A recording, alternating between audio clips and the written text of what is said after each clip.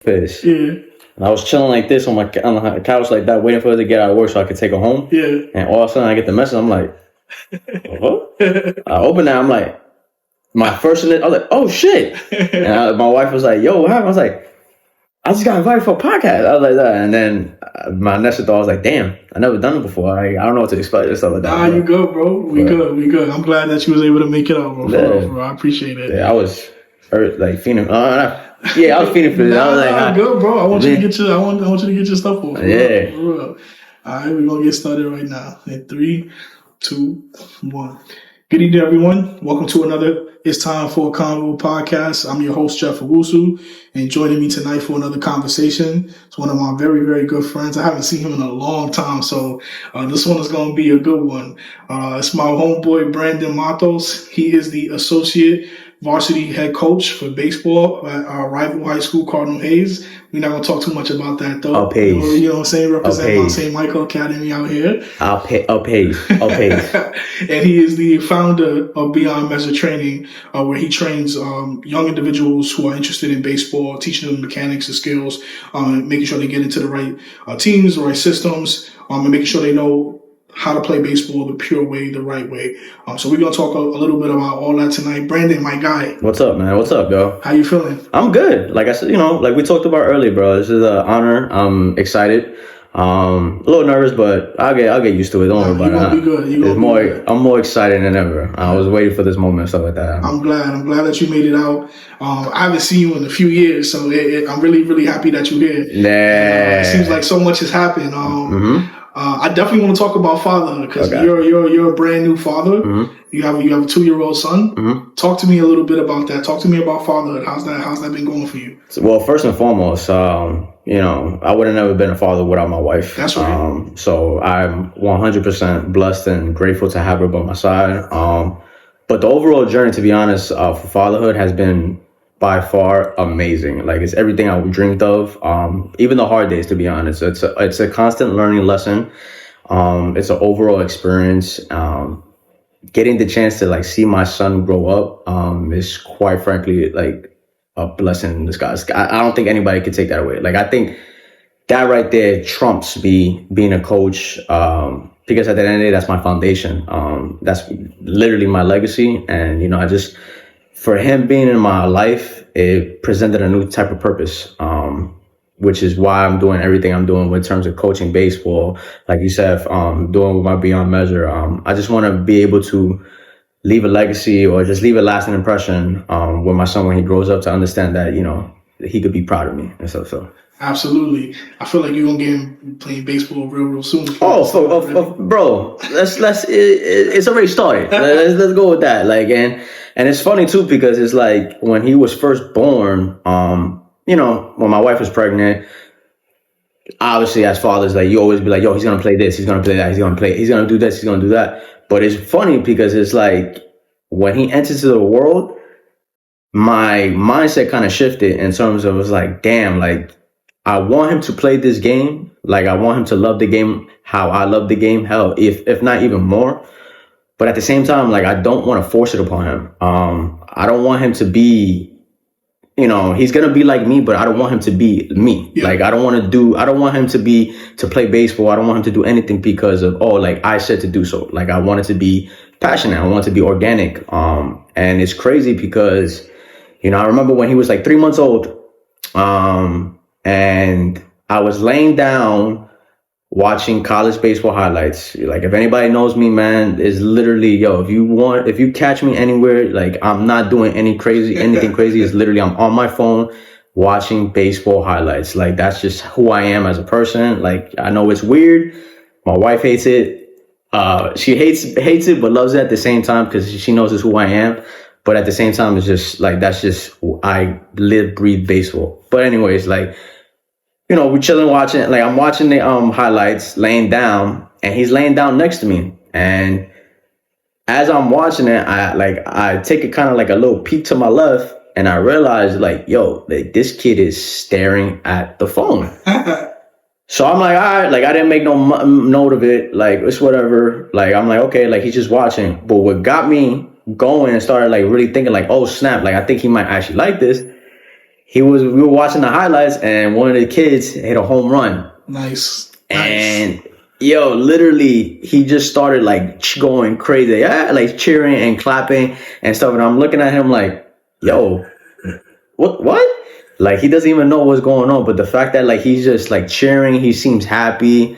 That was the starting point right there. And then since time has passed, like he's just like shown me signs that like he likes the game. I hope it continues to be that way. But like, for example, what I mean, he has a bat, like a T-ball bat. Nice. My wife calls it like his emotional support bat, because I swear to God, like if he sees it, he cannot go away without it. Yeah. He needs to have it in his hand. He needs to have it around him somewhere. And every time he'll see me swing, because like with me in the house, like I would like pick up a random object and I'll just start swinging. He'll see that and he'll start smiling and he'll automatically run to go pick up his bat and start swinging and stuff. So it's like little key moments like that, you know, it kind of gives me hope in terms of like hoping that, yo, like he might actually love this game. But at the same time, like I always go about it like a one day at a time process, you know, because at the end of the day, you never know what can happen.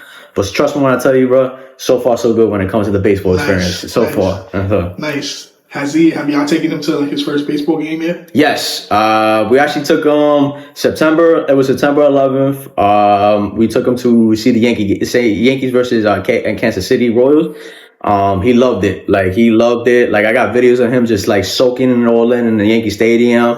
He did it fantastic. Like I was really proud of him. Cause I honestly thought that he was gonna like go crazy, you know, with the loud noises, everybody around him. But he literally sat on his mom's lap, watched the whole game. Yeah. When we scored, he cheered. Like he was like by far an amazing experience for him, but more importantly for myself, because I was like, wow, like it's just like I said, it's just moments like that you see that it's like you act like a little kid all over again, man. Yeah. And stuff. So yeah, like we took him to a Yankee game. He enjoyed it. We won that game.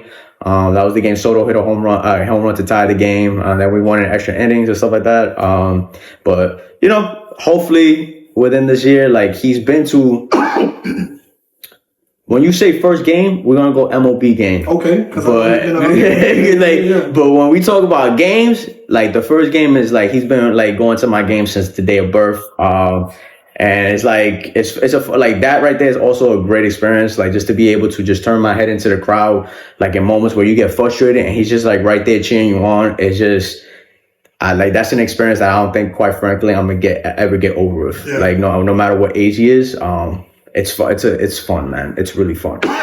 That's good memories. He's gonna be able to look back on that and have that experience that he shared with his dad. It's like his first, you know, dad and me moments. You know, that's adorable, man. And definitely shout out to Wifey, shout out to Tatiana. You know, I know y'all doing a wonderful job raising homeboy. Hope y'all pop out a little more. That comes at top. That comes at top, man. That comes at top, brother. That comes at top. Y'all gotta see his boy. His boy's adorable, man. God bless him and God bless y'all for sure. I appreciate that, man.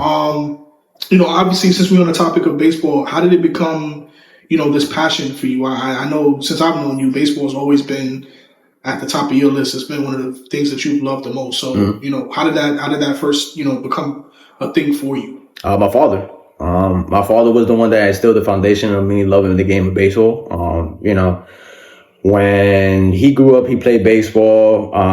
He played baseball in Puerto Rico. You know, the stories that he told me, he was pretty good. I can't. Unfortunately, we don't have no evidence or video of him and stuff like that. I wish. But you know, based off of what he taught me, like his coaching style, like the way how he taught the skills of the game, the mental part of the game, you know, I could tell that he was a really good ball player back and during his playing days. You know, he was a middle infielder, very athletic. You know, during the time in Puerto Rico, he was going to get signed out of Puerto Rico to go to the Cincinnati Reds, but unfortunately, he got into, you know, playing basketball, messed up his shoulder, and unfortunately he couldn't get surgery. So that right there was kind of essentially the end of his baseball career. But my father was the one that instilled the baseball, like the knowledge and love for me. And that just progressed during time. I remember myself, like I have two older brothers.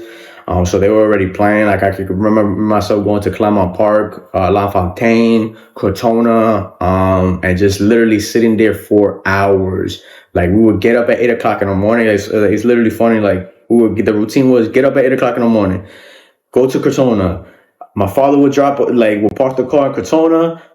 Me and my mom would go to McDonald's to get breakfast, and they would go to the field to go play their games. And that's literally was like our whole day, our whole weekend at that. Like, and then as we got older, we're traveling. Travel baseball came apart. Got a little tougher. At one point in time, I was gonna quit. Like, I really was gonna quit, because it happened sophomore year of high school. I started out as a varsity as a freshman, and my sophomore year was my first year I started out playing. And, at the time, I didn't understand the value of hard work. I thought talent was just going to get me far enough, because prior to going to high school, every level that I was, it would seem like easy for me. Like I was able to adjust and move accordingly with no problem.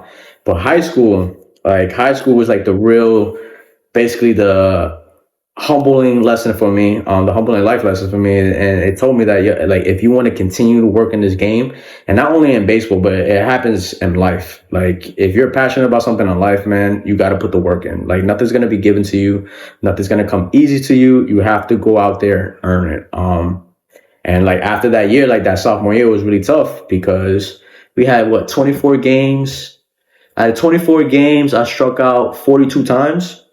So that right there alone tells you like how my season was. Like literally every game was like I would go 0 for 4 strikeouts, five strikeouts. And it was embarrassing. It was embarrassing because I knew what type of player I was, the potential I had, but at the same time I knew I wasn't giving it my all.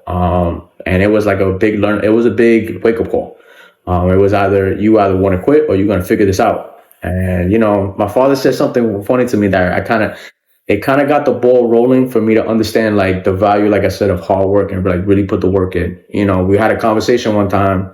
He was sitting in the basement talking to me, and it was the same conversation that I was like telling you guys about. Like, he knew the potential I had, but I wasn't showing it. And it was getting frustrating because during that time, it's like those are the most important years. Like, if you want to get seen by colleges, like be able to play at the next level, high school and travel ball, like, you have to put that work in. You have to like basically showcase yourself. And I just wasn't doing it.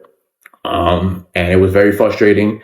And I will never forget the quote he told me, that he kind of like just rewired my mindset and just like got me back into that attack mode. Was like, he told me, excuse my language, he told me, hey, son, it gets into a point in time that you got to grab a pair of nuts and play the game like I know you're capable of. Mm-hmm. And when he said that, like, I just literally stood quiet on the stairs and just sat there for like a good 5-10 minutes, thought about that, got up, went into my room, locked the door, and I promise you, like, for the rest of the night, I did not get out my room until literally the next day. That whole night, I was just reflecting, thinking, like, asking myself, do I really want this? Do I really want this? Do I love this game?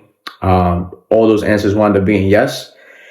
And the next day, I literally woke up, opened my door, and I went to my father, woke him up, and I said, I will do whatever you need me to do. I will work my butt off. Whatever you tell me to do, I'll do it. Like, I don't care how long it's going to take. I don't care how hard it's going to be. I'll do it. I just cannot redo the same thing that I did in my first 2 years of high school. I can't go back to that.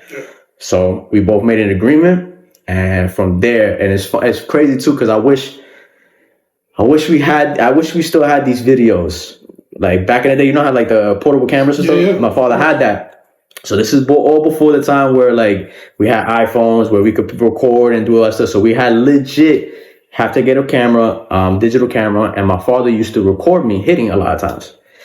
And man, I kid you not, like we had like maybe 10, 20 videos of just me and him going back and forth, arguing back and forth, because it was just frustrating in terms of just like I couldn't figure out what he wanted me to do. And like there was one video where like I swung and I thought it was good, and he goes, oh, no, don't do that. And I'm like, you just told me to do that. What do you want? And stuff. And he goes, that's not what I want. I was like, like literally before he ended the video, I go, Pops, you told me to be like this. Like, what do you want me to do? And it was just like that moment right there. Like it just shows, it just is a point. It just proves how much of a process you need, like it is when it comes to like just being great and what you're trying to do. Like you're going to fail majority of the times. And it's funny because it's like when we had the conversation earlier about like what we're going through and stuff, it's almost like you fail so much, you get so much into this mindset of like, yo, I gotta do it. Is that when you start becoming successful, it's like almost two things happen. Either one, you don't believe it, or two, you're so into your process, it's like, okay, like whatever, like let's keep moving on. Yeah. And it's good. It's a good and bad thing. It's a bad thing because I like as an adult, especially as a coach now, what I'm learning is that, you got to celebrate those small victories, man. Because it's like, even those small victories, it was still a tough road to get that victory. And if you're not going to be able to, if you don't know how to celebrate the small victories, how the hell are you going to be able to celebrate the big victories? And that really resonated with me, which actually is like one of our fraternity bros said that to me. Is if you can't celebrate the small wins, how the hell are you going to be able to celebrate the big wins? Sometimes you got to kind of step back and just appreciate what you like accomplish, what you have right now. But at the same time, understand that, like there's more that I need to go. Like the story's not over yet. And that's how I was with the high school thing. It was like, my story's not over yet. I'm gonna keep going. So, my last 2 years, I did a fantastic job. I would say, I wound up like getting awards, winning MVP, getting all conference, coaches award, most improved, like all that stuff within the 2 years. Nice. But again, the harsh reality that I learned was, if you don't respect the game is not going to respect you back. It's kind of like my first lesson in life. Yeah. You don't know how good you have it until it's gone. Yeah.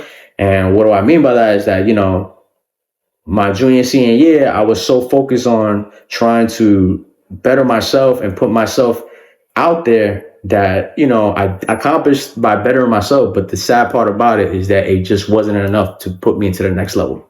To which my only option was to try out as a walk-on for SUNY Cortland, which I did. And unfortunately, I didn't make it. But at the same time, I don't regret that, because what I learned as I grew up it's lessons that you need to learn. And my lesson that I needed to learn there was that I learned the value of hard work too late. I should have learned it when I was 13 years old. I should have paid attention to my older brothers who, actually paved the way. But a part of me was just like, I'm good. I'm gonna do it my way.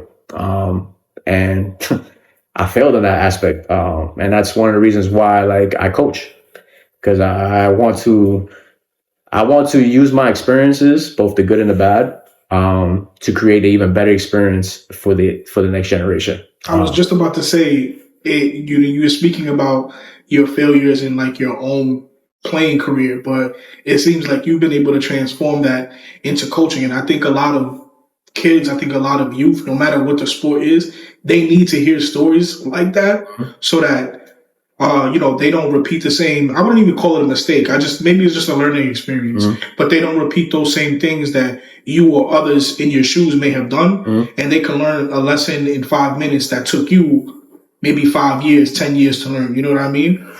So let's talk about that, because you mentioned coaching, and I know that's a large part of your life now.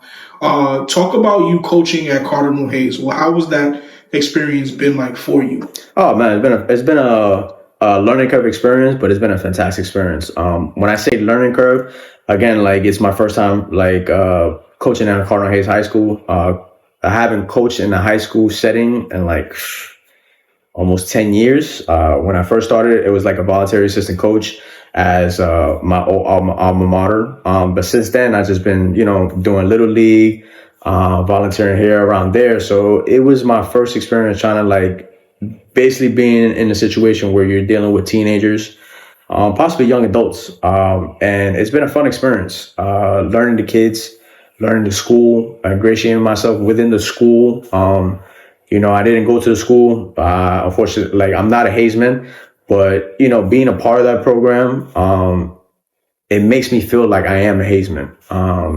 They're very prideful. Every teacher that I've met has been like fantastic. Every coach that I've met has been fantastic. They understand what we're trying to do. And basically what we're trying to do is we're trying to do two things. We're trying to build you up to become a leader, not only for yourself, for your community.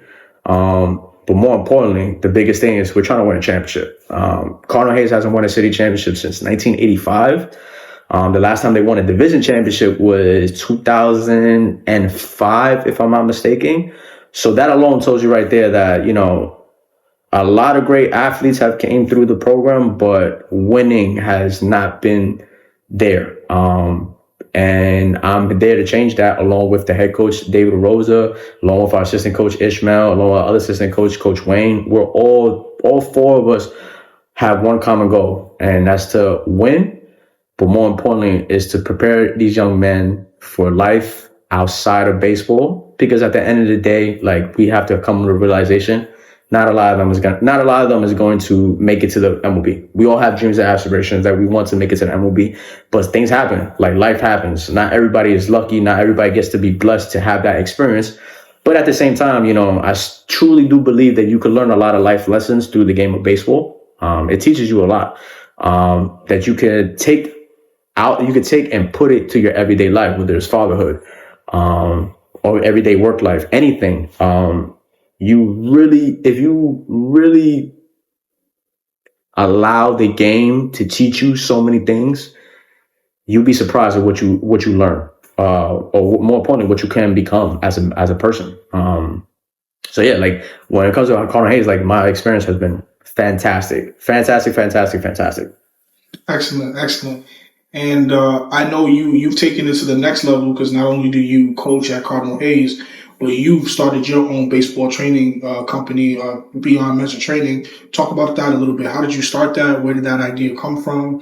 How are you training, your students? Are you getting them into particular schools in the area? Like, I want to know, how did this all start? Okay, well, this idea started from when I was like freshman in college. When I was a freshman in college, I always told myself, hey, I wanted to be a physical education teacher. I wanted to be a coach. Like, my end goal, my primary goal is to be a head coach, whether it's high school, college, or, God willing, the professional level. But at the same time, like, I always told myself, I want to give back to my community. And I personally feel like, there's different ways you can give back to your community. That doesn't necessarily have to be a monetary thing, and the best way for me personally to give back to my community is doing the thing that I'm very passionate at, which is teaching the game of baseball. So, years went past, which actually propelled it to actually happening was COVID. COVID happened. We were all in quarantine. And, one day I just said to myself, why not start it? Like, I keep having these ideas. I keep doing this. I keep doing that. But I'm like crawling on it. Like, I'm being scared about it. Like, for all that, like, why not just put myself out there and see where it goes? At the end of the day, like, I want people to understand that all I'm trying to do is make your kid or yourself a holistic person, both on the field and off the field. And I did that. I wanted to create that because where I'm from Uniondale, Long Island, Hempstead, Long Island. I went to Uniondale High School. When I grew up, when I moved to Long Island, the community, when it comes to baseball, was still strong. Little leagues were still prominent. Like, just the overall baseball community was still strong. Unfortunately, as years has passed, like, baseball has almost become the dying sport. And for me, as passionate as I am about the sport, that's the one thing that infuriates me, because this game is, like, call me biased, but I think this is a great game. This is a beautiful game. I understand the technical, not the technicalities, but I understand what baseball brings. I understand that it's different compared to football and basketball, where it's timed. It's like action upon action. But I want people to understand, like, you got to think of baseball like a suspense movie. You know, when you watch a suspense movie, there's certain suspense movies where there's actions nonstop from jump, boom, boom, boom, boom, boom, boom, boom. Then it slows down a little bit, then action, boom, boom, boom. There's certain suspense movie where it's a climax, it's a build up. Like, it's gonna feel like it's slow, but when that moment hits, it's like you're gonna feel it. Then there's just days where like the suspense movie, like it was supposed to be a suspense, but it really wasn't that. It just dragged. That's just how it is. And I think with that, like, if you understand that analogy and concept, I think people would like start to really understand like how to watch the game. But like going back to what I was saying, like, the reason why I created Beyond Measure was pretty much I wanted to build back my community in Long Island. I still do. But right now, like what's helping me out, what's helping me put myself out there is helping kids out from here in the inner city.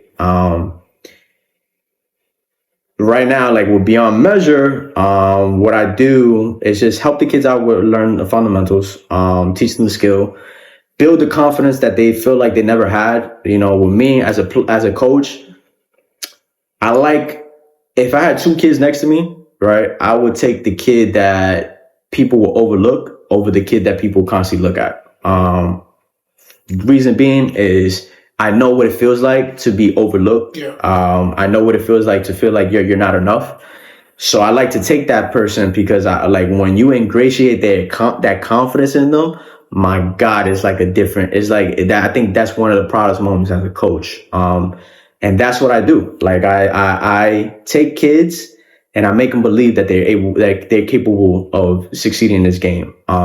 You know, my coaching style is I'm stern, but I'm honest. You know, in the past, there's a saying I tell everybody: you gonna love me and hate me. You gonna love me because I'm always gonna be there, right? But you gonna hate me when you piss me off.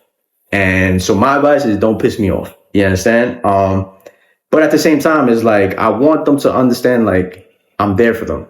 I want them to understand that you can be successful in this game, and it doesn't necessarily mean making it to the major leagues. You could hell, if I could take you to go to college, I did my job.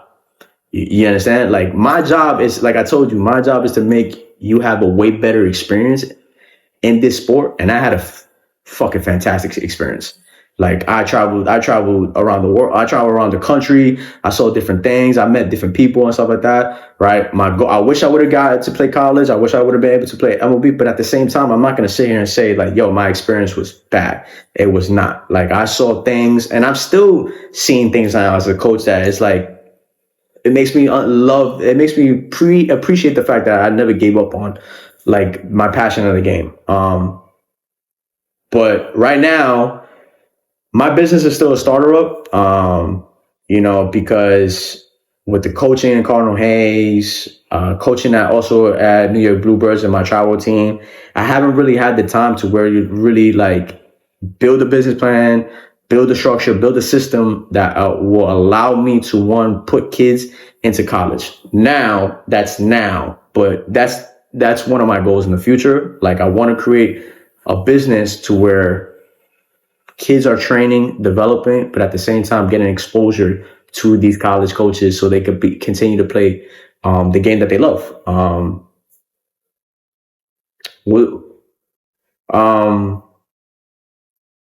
For me personally, the other reason why, like as a business, like I got to get used to that. Like I'm not really business savvy yet, so I got to get used to the aspects of understanding how to create a proper business plan, how to do this, how to create an LLC, do all that stuff. So for me right now, when it comes to the training business, I'm just more focused on the training. All that other stuff is gonna come, bro. That's light. Like we got YouTube for all that. You know what I mean? So trust me, that's the least of your problems. Yeah. But I like the fact that you focusing on the main thing, which is like, I just want to develop talent. I want to train kids. I want to train leaders. No, that's dope, bro. Yeah, and it's like, you know, like stuff like this, I'm glad I'm doing it because this is the first time I'm ever talking about this. I'm usually a behind the scenes type of guy. Yeah. I like to be behind the scenes. I like to get the dirt. I like to do the dirty work. I really don't care about the recognition, although, you know, it's nice. I really don't care about that. What I value more is the respect. the respect and understanding that what I put in, like with yourself or your child, is like, that's all I really care about. Trust me, there are times where like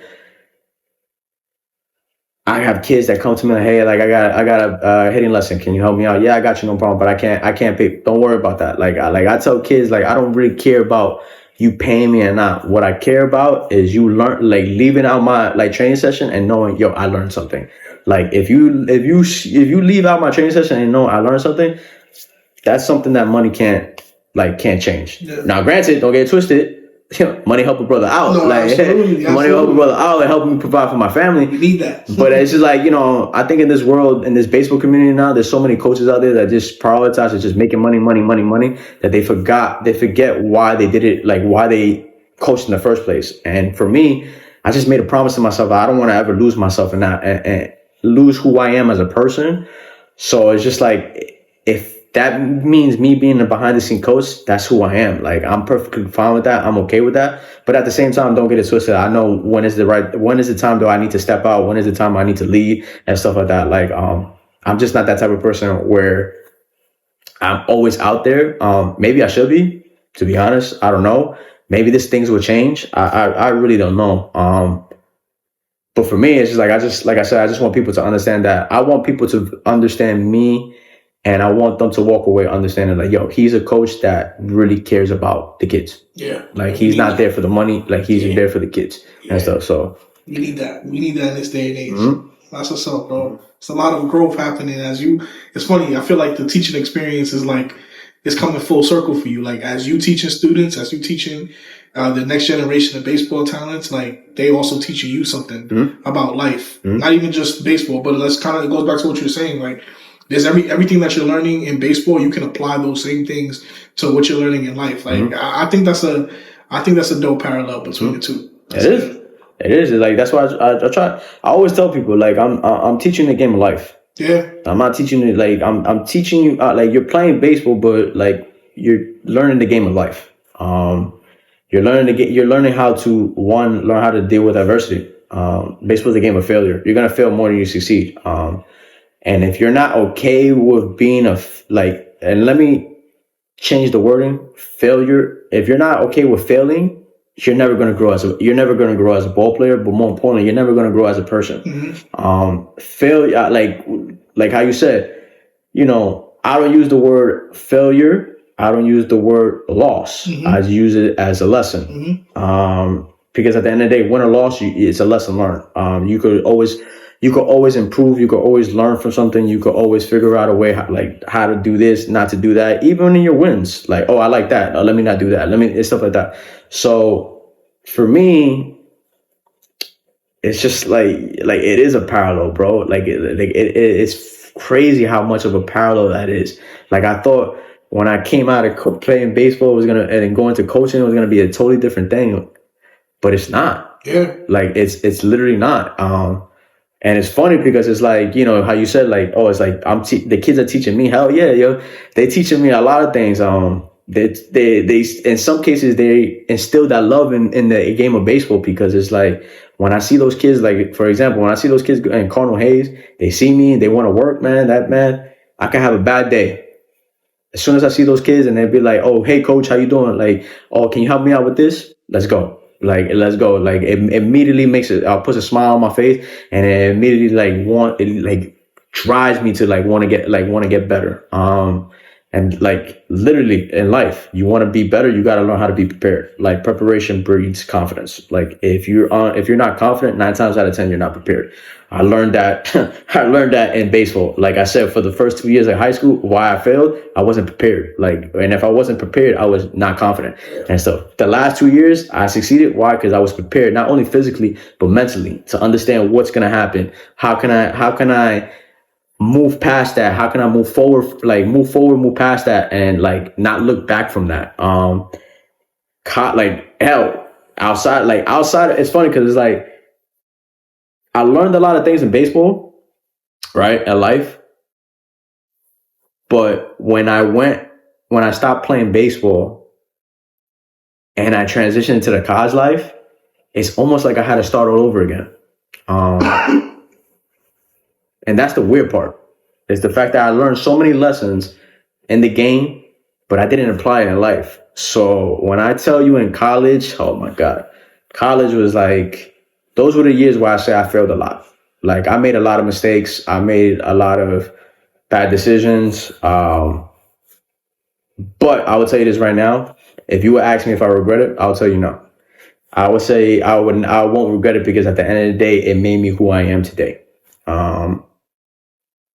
And that's something that I could be blessed with no matter what, you know. The mistakes that I have now is usually like stories that we just laugh about now. Yeah.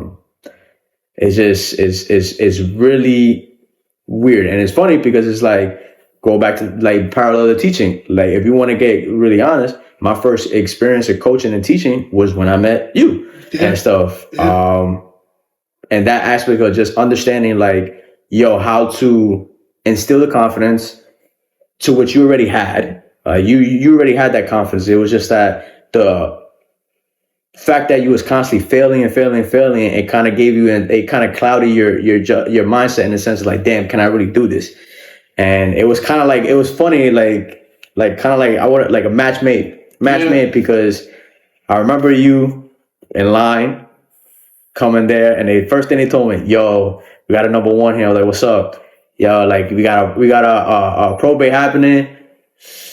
He's struggling, bro. Like he's nervous and stuff. All right, what's he's nervous about? He keeps rushing. Keeps doing. Okay, I got you. Don't worry about that. Like, you sure? I got you. Don't worry about it. I was like, can I have him? Yeah. I'm not gonna do nothing. We're just gonna work. All right. Don't bother him. I promise you, by the end of this shit, he's gonna be ready. He's gonna be ready. They were like, okay, cool, no problem. First thing I said, introduce. I met you. Boom, boom, boom. Technicalities, and you agree, like. That was the first moment I was just like, yo, I didn't do anything crazy. It was just more like... We instantly clicked. Yep. It was, like you said, it was definitely a match made in heaven. Mm-hmm. And I was not expecting that, not at all. I think at that point in time in life, like, and even I think still to this day, like we had the same viewpoints on life, mm-hmm. on relationships, on people, on integrity, mm-hmm. on morals and values. So like, fast forward and even seeing you now married, mm-hmm. you have a child. Same thing for me, married, I have a child, mm-hmm. two kids at that. Like the game of life, the way it works is so insane. Now you're right, bro. It's everything happens for a reason, man. Yeah. That's why I always say, like, everything happens for a reason. Whether you win or lose, everything happens for a reason. You know, I met my wife, happens for a reason. Met you, happens for a reason. Yeah. Hell, even your little brother, like, you know, like meeting your little brother, because meeting your little brother, that's what led to meeting you and stuff like that, you know? That's true. But yeah, like, it was just like that experience of being, like, coaching you was just like, yo, like if you look back, that made me not made me realize, but those are like little points that makes you say, yeah, if he ever becomes a coach, he could do that. Because it's like literally all night. Just break it down. Yo, calm down. Boom. Take your time. Do this. Try this. Work on that. Boom, boom, boom. And literally like, yo, y'all had the bet by far.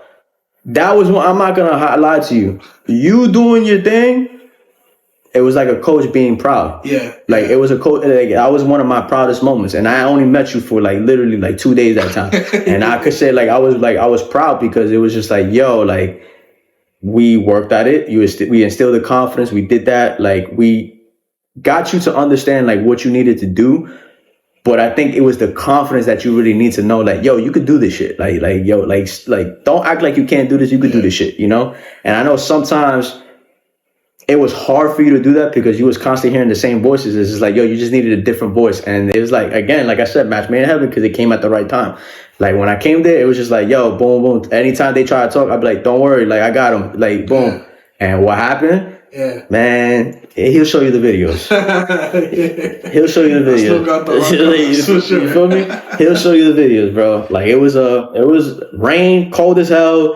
Did that thing. You feel me? But like that, those moments like that, bro, like those, like I said, what happened with my son, those are like up there. Yeah. Like proudest moment. Seeing the kid like having that face, like, yo, like, oh shit, I did it. Like, yo, I could do this shit. Like, hell fucking yeah, you could do this shit. Like I know you could do that shit. Like, stop acting like you can't, you know? It's just it's like, I'm not gonna lie to you. It's just sometimes I wish, and I know sometimes we get caught up in this, like, we teach so many kids how to do the right things. Sometimes we forget to practice what we preach. Yeah. You know? And there are moments like, for me, this is why I coach. Another reason why I coach is because when my son was born, I said to myself, you know, I don't think it will make sense for me to tell my son, yo, don't be afraid. Go ahead, like, go attack your dreams. Go do this, go do that. And I'm sitting on my ass being scared to try a new step. Like, to me, that just doesn't make sense. For me, I think that's being a hypocrite. So for me, it's like, whatever new experience I got, opportunity I get, if it's something that aligns with me and I'm passionate about, it's like, I always go, I'm gonna go after it and go take it. Because at the end of the day, like I said, going back to the beginning, I want my son to understand, like, yo, like, every decision I made was for us as a family, but I want him to look back and be like, yo, like, my dad did his thing. Like, my dad did his thing. It may not be like the glamour, but my dad did whatever he needed to do to provide, protect, and like just be successful for the family and stuff like that. That's just literally what it is, brother. Like, It's beautiful, bro. It's like those moments. Beautiful. It's second to none, brother. Second to none. Let's talk a little bit about your favorites as it pertains to baseball and MLB. Okay. I know you're a Yankee fan. You know it. Give me your top 5 Yankees all time. Your favorite. Oof. Top 5 Oof. all time. Jeter number 1. The Cat number 1. Number 2 for me, I'm gonna go Robinson Cano. Reason being, lefty hitter. I'm a lefty hitter. At one of the sweetest swings I've seen in the Yankees organization. Number 3, it's gonna be A-Rod. Because aside from all the steroids, like everything, the drama, everything, that guy, like, he's a baller. Like, I don't care what anybody says, he's a baller. And without him in 2009, we would have never won the championship. Like, I don't care what anybody says, like, he balled out. He cemented me the respect when he did that. I don't care whatever happened after that.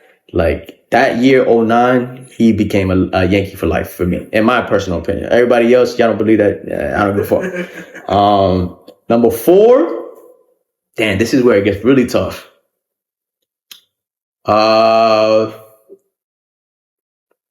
Number 4 for me,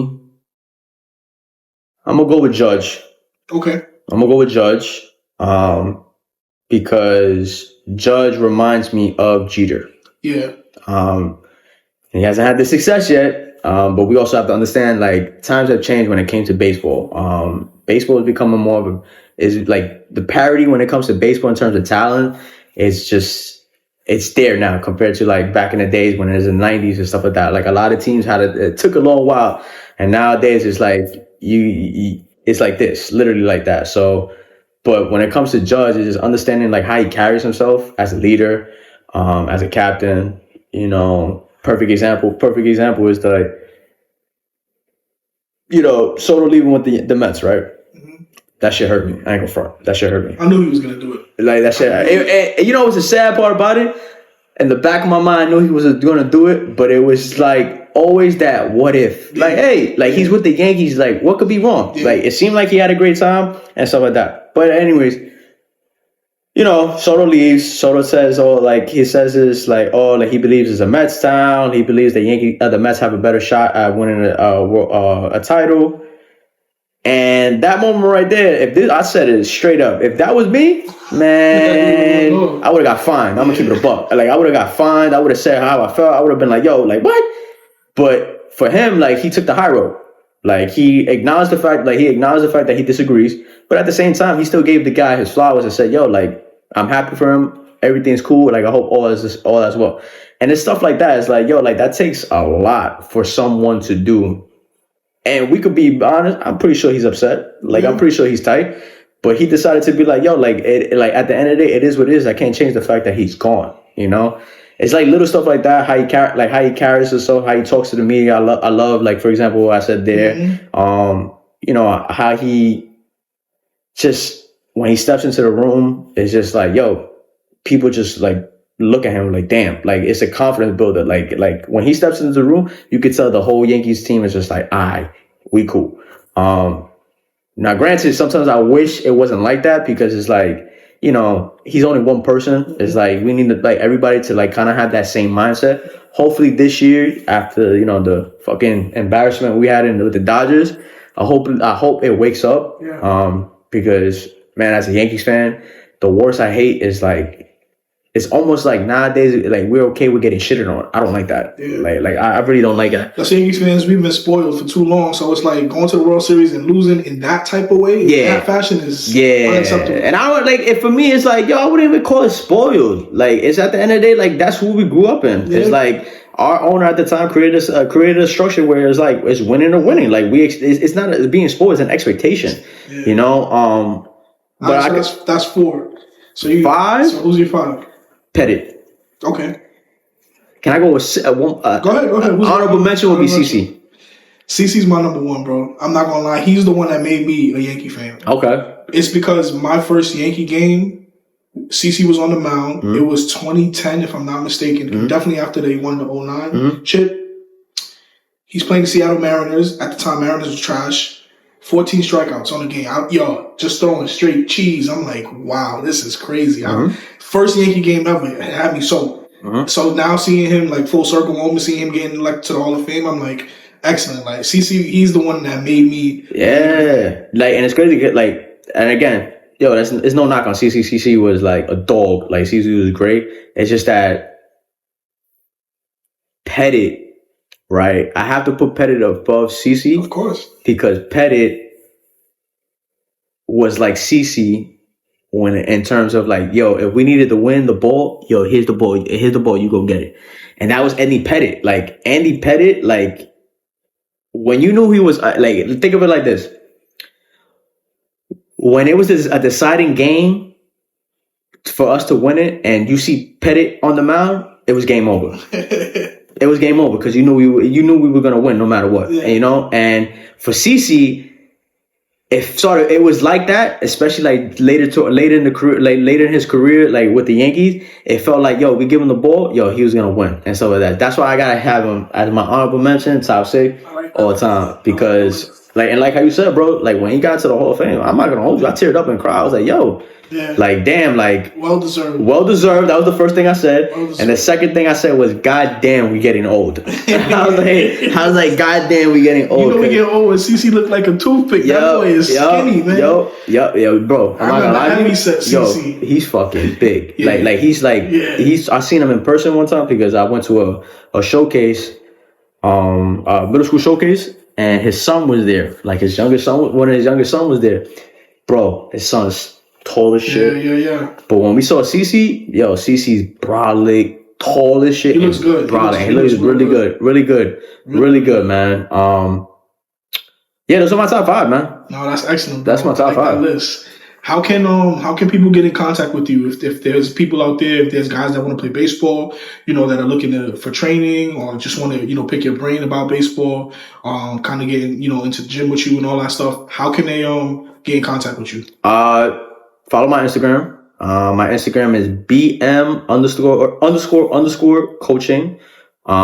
You can send me a message. Send me a message first. Don't like the texting thing sometimes, because unfortunately we live in like a weird world nowadays where like random people be hitting me up and stuff like that. So text me first via DMs on Instagram if you're interested. Hitting lessons, fielding lessons, or quite frankly, if you just need a coach to give you advice on something, just trying to like get your mind or something, kind of rewire your mind frame, hit me up, man. I'm here for you. I'm here to help you at the end of the day. You're not here to help me, I'm here to help you. Because one thing I tell everybody, my playing days are done. And I don't want to go, I'm not planning on going back or playing back. So my job is to ingratiate the next generation and get them ready for this process and journey for themselves. yeah, so hit me up, BM__coaching. And feel free to send me a DM, and we'll take it from there. Perfect, Brandon. I really want to thank you for taking this time out and doing this interview. I know you said you was nervous. This is your first one, bro. This is first of many. Trust me, Yeah. you were natural at this, man. So thank you again for what you're doing for the community. Just for the growth that I've seen in you. Mm-hmm. Just through this conversation, I'm grateful to still be in wonderful contact with you, still be good friends after all these years. And I'm happy to see all the things that you're doing in your life, your personal life, your professional life, and it can only go up from here. So thank you again, man. I really appreciate that from the bottom of my heart. I appreciate that. And like I said, man, thank you for having me, brother.